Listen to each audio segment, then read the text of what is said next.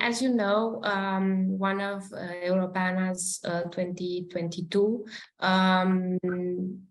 themes has been the European Year of Youth. So we thought this is a wonderful opportunity for us to present ESAC as a case study of youth involvement and inclusion.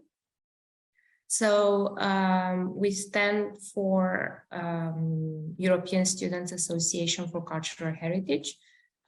This is a youth-led network of students and young professionals in the cultural heritage sector. What we do is work through collaboration among us young people and networking with well-established organizations. And we look forward to learning from each other while we do these things. Next slide, please.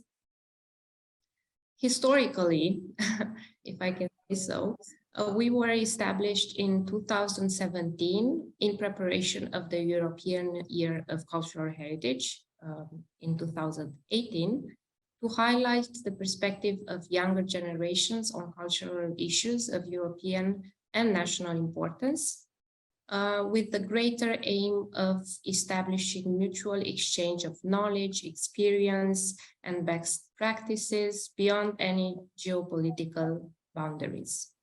And how we do this? Well, by collaborations with other cultural institutions, massive involvement of students and young professionals and future decision makers. Next slide, please. We are basically a team of volunteers. Both our coordination committee and is managed by volunteers, and also basically all of our members are also volunteers. Our work translates into conferences, online events, publications, and workshops, as we'll see during this presentation. Slide, please. In terms of motivation, our motto is by young people, for young people. We felt the need to go beyond the academic world in order to enhance the experience of us and our members. We look forward to fostering a diverse, interdisciplinary and multicultural network. And while doing this, we also focus on empowering the young people to design the future we live in. Next slide, please. So talking about the core values that ESAC stands for, you can see the core values here, but I would elaborate a little bit to make you understand how informal and yet participatory and beyond institutions do we travel. So first we have the civic engagement and participatory democracy. It is a real pleasure to work for an organization which actually doesn't believe in hierarchy. We believe in structure. So today you see Sorina as the vice president who has been helping us collaborate with different institutions. But we have different departments which are also free to do so.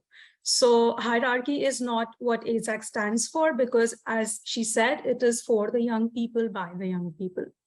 Of course, we believe in collaboration and cooperation, which indeed is very important to bring a change. And that's why we collaborate with institutions and try to reach the policymakers to make a difference. And you see in front of you an Indian who is studying in Germany. So of course, we are beyond the geopolitical boundaries. And we aim to bring forward certain issues that the young people in cultural heritage are facing. Due to this geopolitical boundaries, which we actually cross, we are able to achieve the fourth core value, which is diversity of the cultural expressions that we have.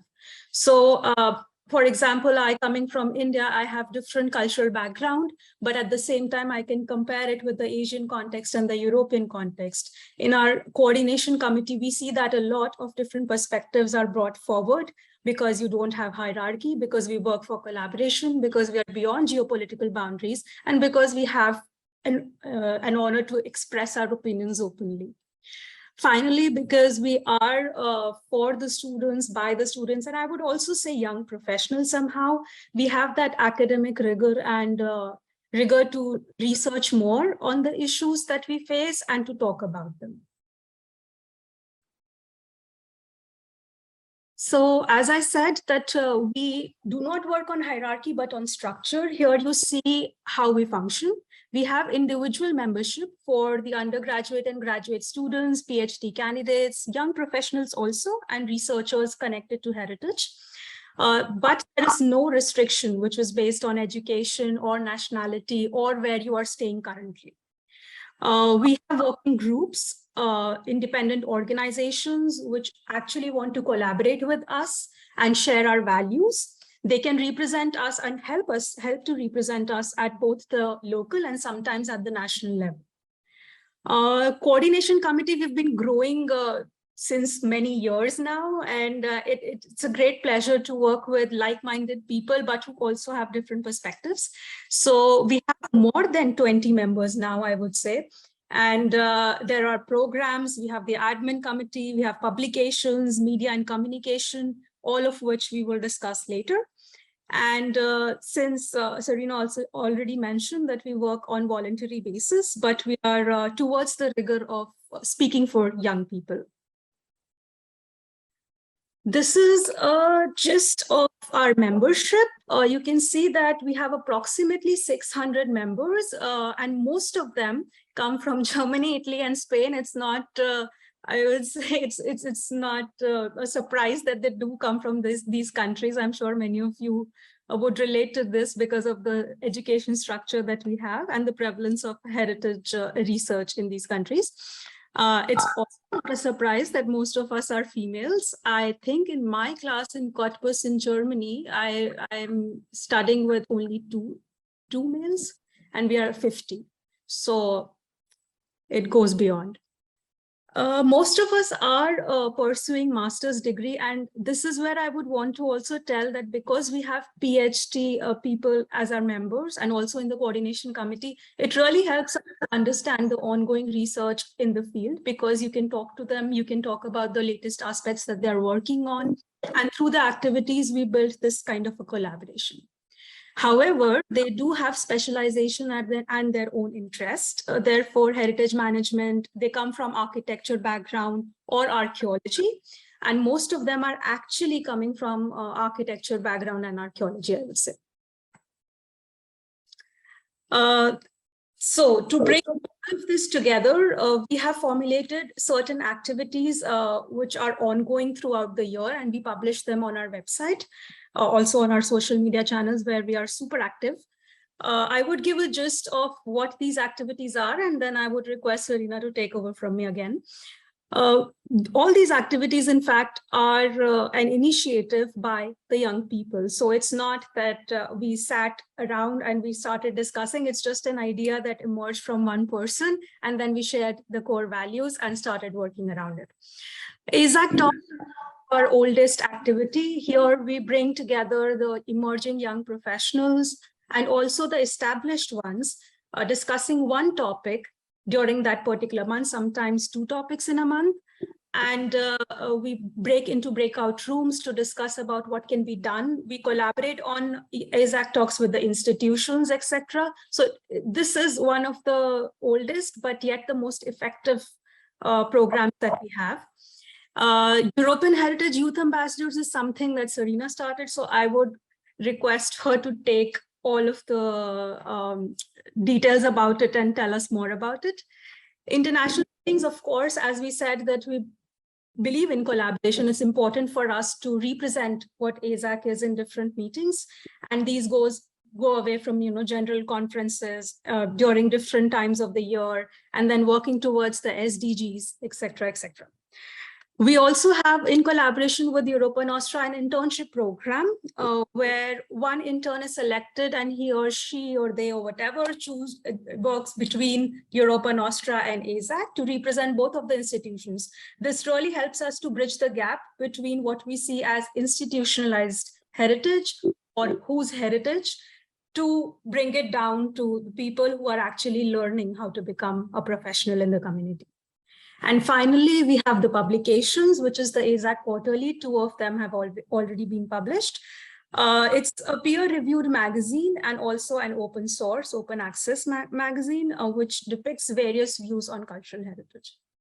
I now request Sorina to give us a brief description about all of them.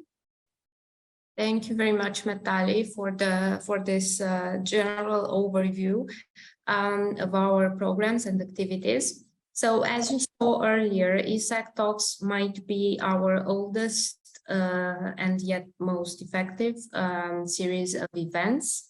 This was developed starting in September 2020 as a response to the disconnection and lack of networking opportunities caused by the pandemic.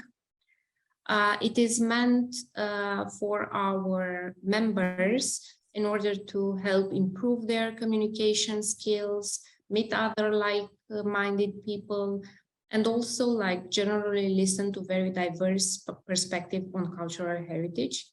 You might wonder how this works. So it's basically various editions of this event happen over 1 year. There is an open call managed by our communication team and our events team that gathers various applications around a well-established theme. And then a special guest or more special guests communicate with the members, the audience, and other like members that have applied present their own work in relation to the selected theme. So you can see here a range of themes and events that happened in 2020 and 2021. For example, we had a new professionals forum. Could you go back? Sorry. Another one with World Heritage Challenges and Opportunities. This was very much needed since most of our members, as you've seen, are engaged with World Heritage Studies, communicating culture, sustainable tourism, museums and art, and a very nice theme where I also participated, community engagement. Next slide, please. Here you can see some of the themes discussed this year. Of course, we had a dedicated event for the European Year of Youth. Then we talked about fighting illicit trafficking of cultural property, and then the digital transformation and cultural heritage. I would like to mention the fact that all of these recordings are stored online on our YouTube channel. I will shortly share the link with you. Next slide, please. Another dear program of ours is the European Heritage Youth Ambassadors. This started in 2021 with the first edition, and for this we work in close collaboration with Europeana and the European Heritage Tribune. It's basically all of us are partners in this program, in developing it and raising awareness around it. This program basically gathers together a group of young professionals and students in order to raise and promote their voices, and in order also to contribute to their professionalization and their networking across Europe. It also helps provide learning opportunity for them. And since this year is already the second edition, we've seen the growth of the group from 11 to 31 currently. Next slide, please. So they are working through various things. One of them is news reporting via the European Heritage Tribune. Other one is participation in initiatives and events. either at European Heritage Tribune, Europa Nostra, or ESAC. They also post on social media, and they also engage in one-time projects. Slide, please. You might find some of their content via the dedicated Heritage Ambassadors hashtag. They also have a special section on the European Heritage Tribune, and you can already watch the 2021 cohort of young ambassadors testimonials on our YouTube channel, and meet them on our website. I'm going to share right now the links for all of these things. Next slide, please. Yeah, and Meetali can take over now. Thank you. So I would say European Heritage Youth Ambassadors is a way forward for us to bring the voice of youth towards the people, towards the common people who think very differently about cultural heritage and do not share the passion. So it's very important for us to collaborate with all of these institutions. And on the slide, you can see how these young ambassadors are able to connect through the institutions, but also to the common people who know about the institutions. So you have European Cultural Heritage Summit, which was conducted last year in Venice and this year in Prague. Then we collaborate with the climate heritage narratives, which are also youth-led because they have a new climate heritage youth network. We have been collaborating regarding the new European was views in different sessions, also at Esac talks. Then, of course, we have seen that ICOMOS, which talks about monuments, is also an institution that we look forward to on certain collaborations and talk about when we talk about the sites and the monuments in particular. It is also nice to see how our groups, specifically at the universities, have grown over time. This is one such example, and as a coordinator of European groups, I'm extremely happy to share this with you, that the Madrid group has been really active for ESAC. They conducted a series of events, and they conducted a meeting wherein different people, different students, aiming from PhD, researchers, scholars, got together to share this theme, which was our common past, our future. And it took place like both in 2018 and 2019. However, this meeting became a starting point for them to think forward. And now they want to get together also with the young professionals and the established professionals and increase the network all over Spain. But this doesn't mean that ESAC has stopped collaborating with ESAC Madrid, but we are increasing the collaboration and taking it to a new level because there is no hierarchy, as I said, and also we are open to flexibility. Regarding the internship program in particular, we already mentioned that it's done between ESAC and Europa Nostra. However, the main aim of starting this was to have a representation of a young person who can help us collaborate between the institutional part of cultural heritage and also assist both Europa Nostra as well as us in the development and nurturing of relations. To represent young members, emerging professionals onto the stage of institutional networks. Supporting ESAC in the building of this network this particular program has really been beneficial for this particular aim, and also to help us talk about issues, as it says, like fostering dialogue with the young organizations which are already present and are partners with Europa Nostra, for example. Lastly, we also have the ESAC Quarterly, which we mentioned is you can visit it online on the website. It is an open access, and we have calls wherein we allow the young professionals, people researching or people in heritage, connected to heritage, to talk about issues. We have an editorial team which guides them, and we come up with ideas as to how to better your writing skills, better your content writing, and in general work in collaboration with the team itself. So these are two of the ESAC quarterlies. The issue number 2 is what you can see on the screen. And we are working already on the third one. I would like Sorina to talk about the partnerships that she has been core in building up.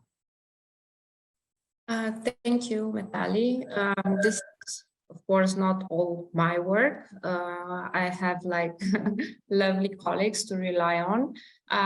So we've been working and we've been supported by Europa Nostra and the European Heritage Tribune. As you've been able to hear so far, we have like quite a few common programs and projects, but also by European universities. Especially for our communication within groups and for our starting steps. Next slide, please. Some other partners we'd like to thank are Europeana, of course, and ICOMOS. And there are also slightly more recent partners, such as the Future for Religious Heritage, European Heritage Volunteers, and UNITRA. For example, with the Future for Religious Heritage, we'll be shortly starting a series of articles written by our young members. Esac has also been involved with promoting the European Heritage Volunteers projects in 2021 and 2022. And with UNITRA, we've recently collaborated so that we can share more of these, of their work in our ESAC quarterly issue number 2.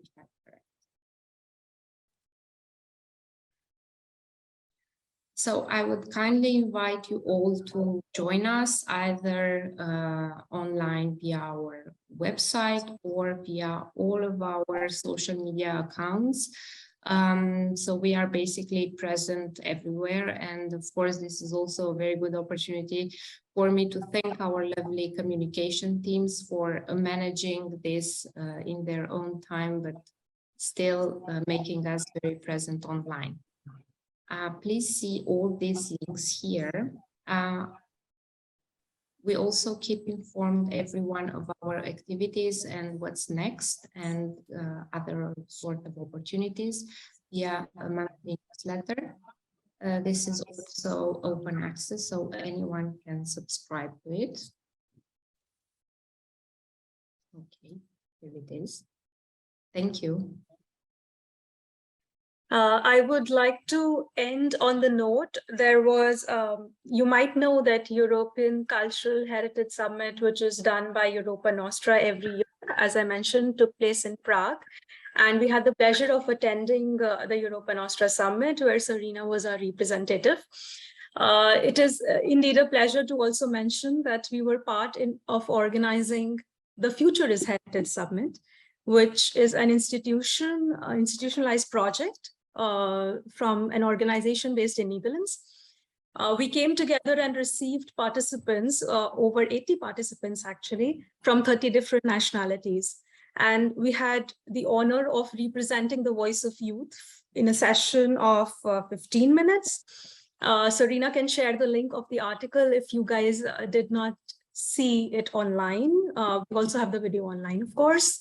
The article and the video both depict that the main issue that the young people face in cultural heritage right now is the lack of opportunities, is the lack of equal opportunities, is the lack of paid opportunities, and overexploitation through volunteerism, through internships which aren't paid.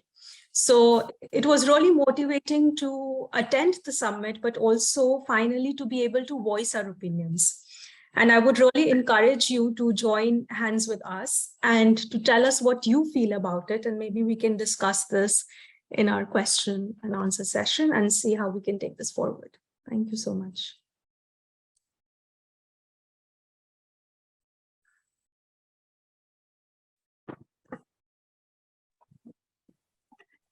Great, thank you both so much for your presentation. That was great, fantastic to watch, thank you. And I believe that you would now like to open the floor to questions and suggestions, so I will please raise your hand if you would like to ask a question, or please ask away as well. If there are any emerging professionals or people who are already established, it can also be a platform for us to talk more about activities, about what you think can be done later on through ESAC or through our network, which you just saw.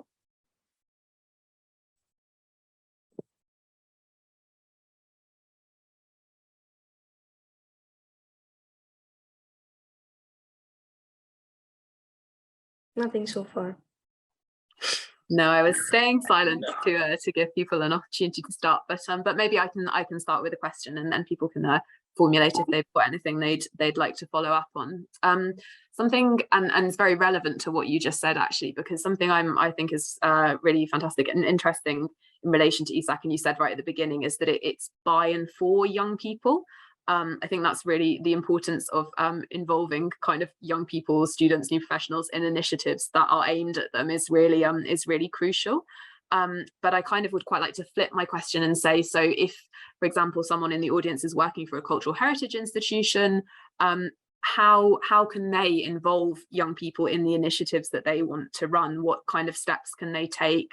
You know, how could they work with ESAC to do that potentially? Yeah, thinking from that perspective, how should a cultural heritage institution involve young people in their work? Sorina, would you want me to answer? I think we can both answer. Yeah. Yes, I would like to begin answering this by saying that I've noticed and I'm glad of this, of course, there's a growing concern and preoccupation around involving young people independently of their field into the work of the institutions, maybe as a sort of learning process or as a sort of passing over. But this is ideal, and it should continue and even like grow in intensity. I add to this by saying that it's the right time to pose this question also, because as we mentioned that we voiced our opinion in the summit that ended, in fact, yesterday, and we have noticed that there are cultural institutions all across who want to do this, who want young people to get more involved in the practicing of heritage and in various projects. However, there is an increasing gap between the young people and how they are treated once they enter. So first of all, these institutions need also to understand that when you think about representing or having some young person on board, it is not only about having the person on board just for representation of youth within your organization, but it's also important to consider that that young person is entering into the field, which means that a fair paid job is a must, whether it's at a level of internship, whether it's a consultancy, or whether it's something else. So I would really vouch for this, that the cultural institutions need to keep this in mind, specifically right now, that we are not laborers, you know. So this is indeed very important and should be the step to look forward for all of them. And I'm sure that once you take out the call, I doubt that they will have less applications. Mm-hmm.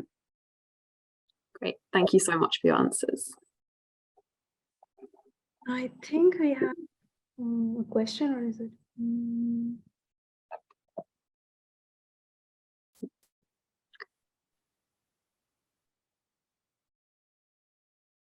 So I can see a question in the chat that I think is related to cultural heritage at risk, for example, and is that something that is covered, for example, by the European Heritage Tribune ambassadors? Is this a topic that they cover?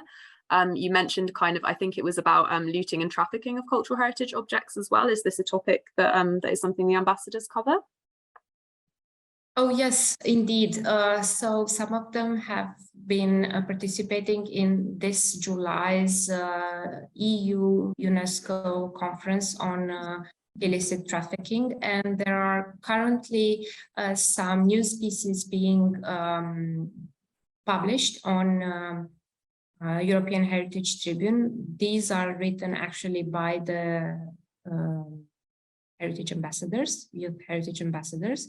I can search now for the links. We've also had, of course, an ESAC talk on this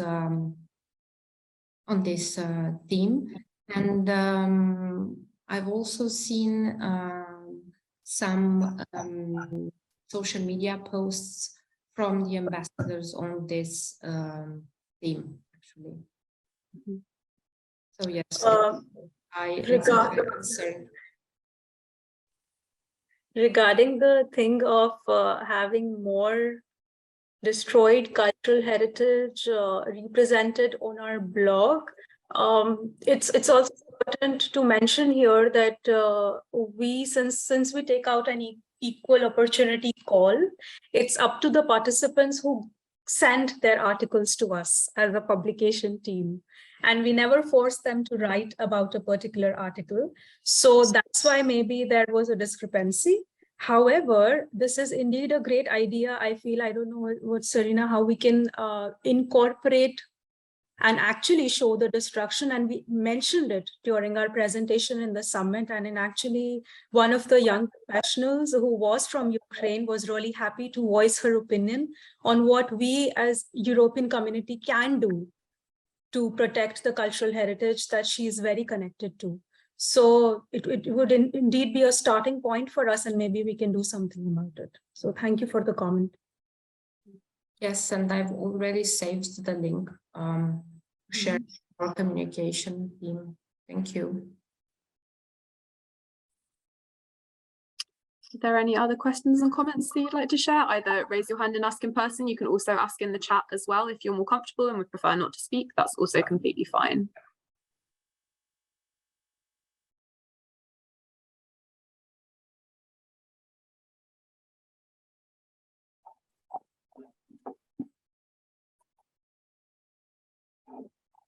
We were also looking forward maybe some potential ideas or what should we do next?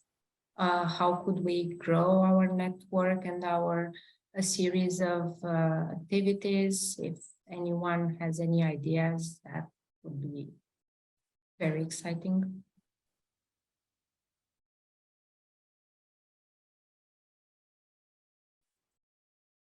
Hi. Hi, Ana Luisa. Hello. I'm sorry I entered so late, but I was stuck in something of my work. So I didn't listen to you. I just want to encourage you. And since you did Sorina, I don't know if it is the right way. Yes. Don't give up. I think it's to keep on doing what you have to do. I think it's so, and the path will open just because you are right.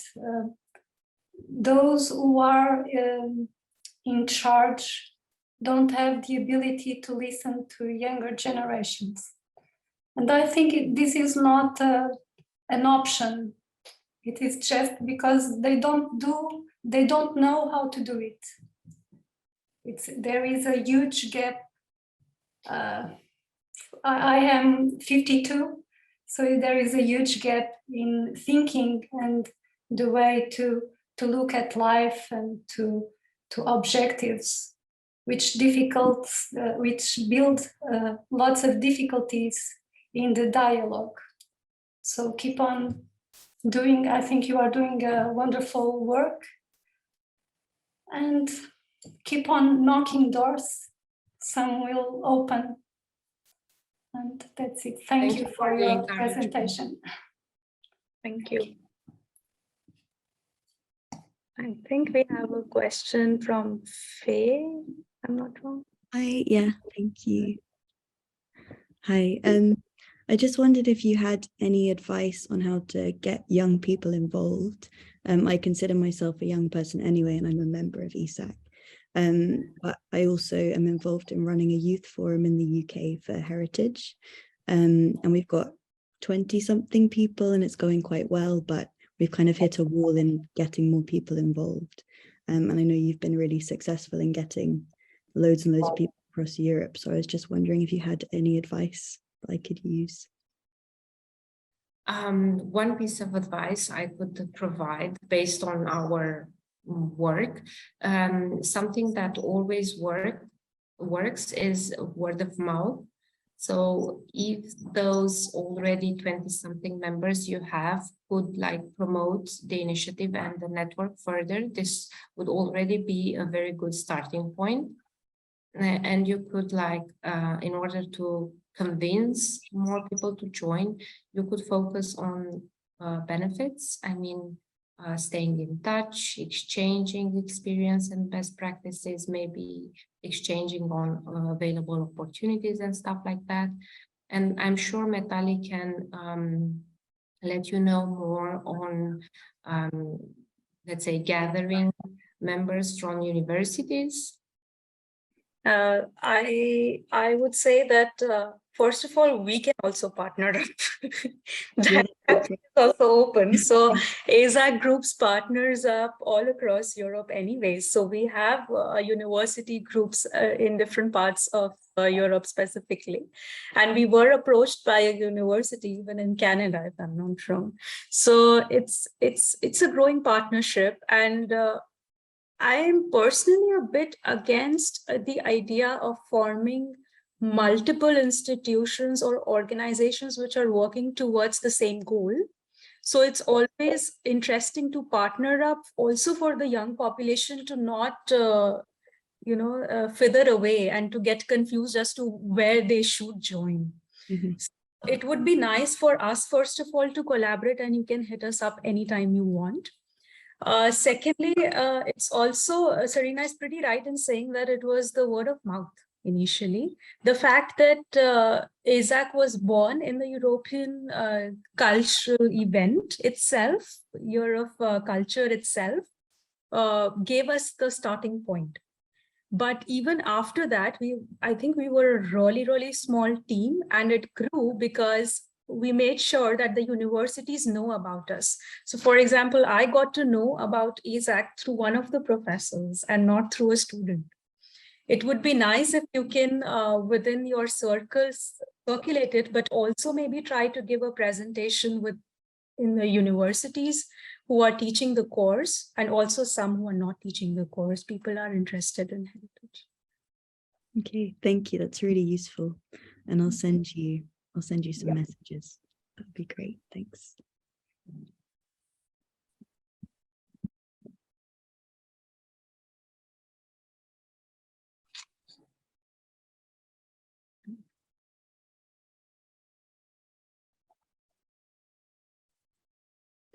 Any other questions for our speakers? Or I'd remind of the question that they also asked to you, which is maybe what next? What initiatives could they do going forward as well?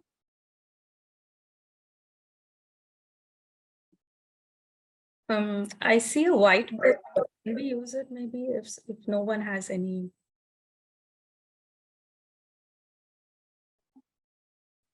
If they want to type, that is. Yeah, please also feel free to put any comments and questions in the chat as well.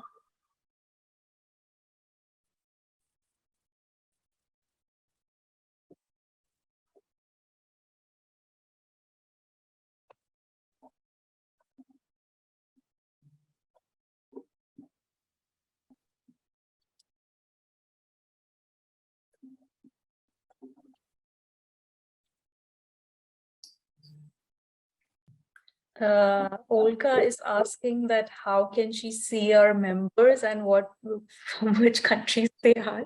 This is an interesting question because basically this is something taken care by the admin team of Esac. And since we've been growing so much, it's been becoming more and more difficult to put it on the website itself. We would love to represent them on the website, but it's surely difficult. However, at ESAC talks and in our events, they're very active. So it would be nice for you maybe to get to know them personally while joining our ESAC talks.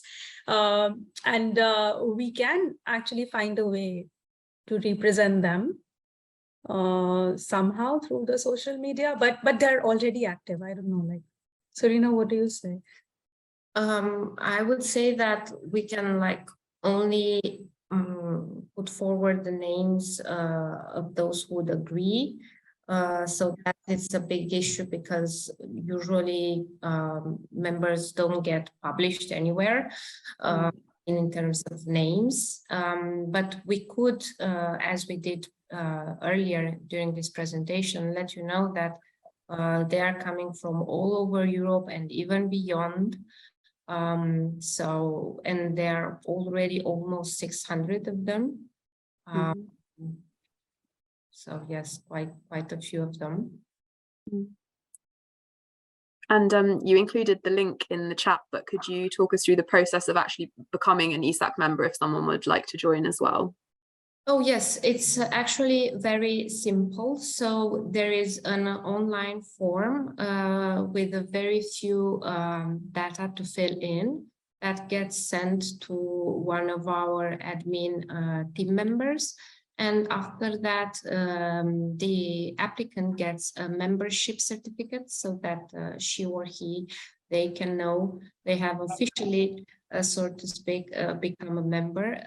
I think we haven't mentioned the fact that the membership is, of course, free of charge. Regarding the ESAC representation, I hope you mean the coordination committee. I think on the website, you can see where we are currently residing and not exactly our nationality, if I'm not wrong. Yeah. We've had a question in the chat about how it's possible to see where ESAC members come from, for clarification if anyone's watching this recording later as well.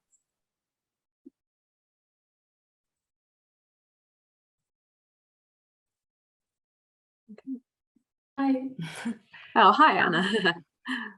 Since membership is free, how do you find funds to support your actions? Maybe you have already told this. Sorry, I was like.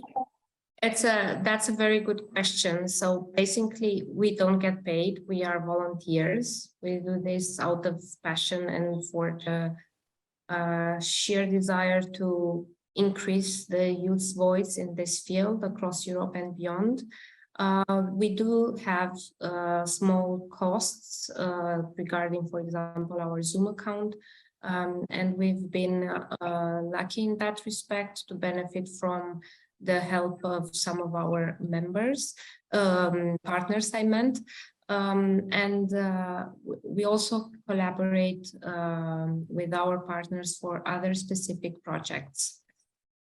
So it's a partnership-based thing regarding our costs. Yes, because this summit that you spoke about, you had to travel and pay for accommodation. How do you support it? You have to pay from yourselves, from your... No, I think it's a give and take. Not participate if at least the partner is not supporting us on the basic needs, which means that they pay for our accommodation and also for our participants. Generally it's free of charge. At least some amount is free of charge. So it's a bursary system most of the times. And if the funds are too less, then we try to limit the seats instead of the participation itself. Yes, okay. Have you tried some sponsoring on a regular basis, or you don't want to build that kind of commercial connections? Because it can be an option.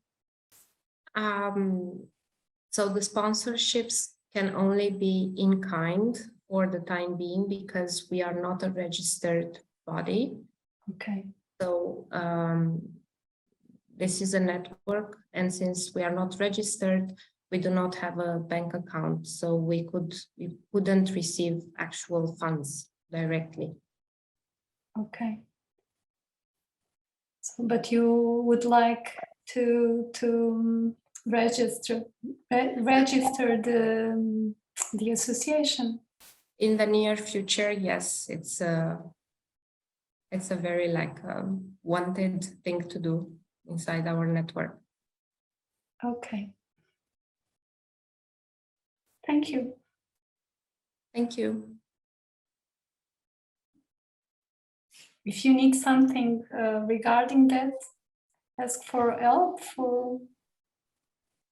Okay, maybe it is something difficult to do because you are from different countries.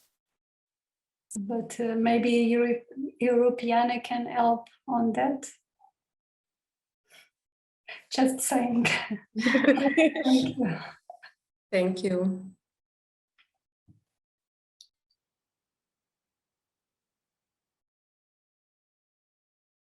So someone asked, what is our website? Yes, that's true. I've only been sharing direct links to the specific projects, and the actual website is this one. 1 second, please.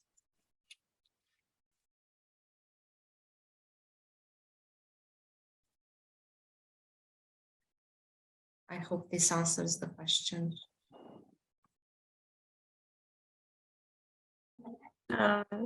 I think do we have another question, or is it, I see. Yes. I just had another quick one. I was wondering, is there an age limit? I actually haven't looked to be a member, and what happens after you reach that? Is there some kind of support for people who still consider themselves to be kind of young in the sector, but don't really fit in the age range to be a member, or what happens then? We haven't had many of these cases actually of age limits. We don't want to impose an age limit, and if that potential member is interested in staying in touch with us, then it's perfectly okay for us. Okay, thank you.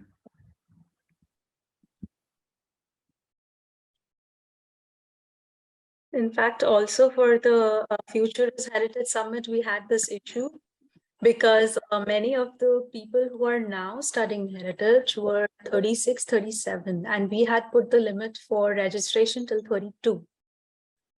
So I received messages from my colleagues from the university saying that we would really want to join the summit, but we cannot fill the form. So then we decided that it's really based on what you're doing in life right now and how much connected do you feel to heritage, and then we opened it, and it really helped us.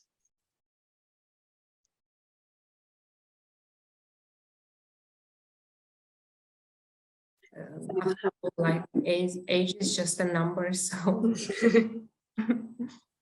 I will extend my thanks to Meetali and Sorina. Thank you so much for your presentation and for this discussion and question and answer. It was really fantastic to have you here at Europeana 2022. I wish you a fantastic rest of the conference. Thank you so much.